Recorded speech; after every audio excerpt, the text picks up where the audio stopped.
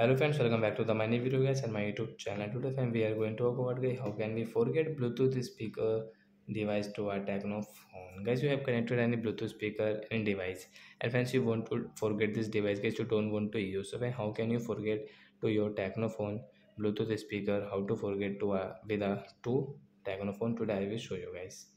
So before starting video fans, first of all go and subscribe the channel guys, click the bell icon, like my video. First of all guys, we will on our phone setting to forget our Bluetooth speaker to our Tecno phone. Then guys, scroll it friends, you can see more connection setting guys, tap here guys, click on your phone Bluetooth setting. Friends, you can see we have connected the JBL Go company speaker active.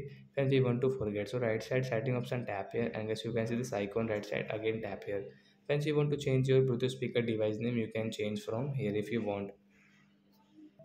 Sorry fans, I paused the video guys, now continue. So fans, you can see guys your forget option guys, tap here to forget the speaker. So we will tap here guys, speaker will forget guys, we cannot use guys, we will off it.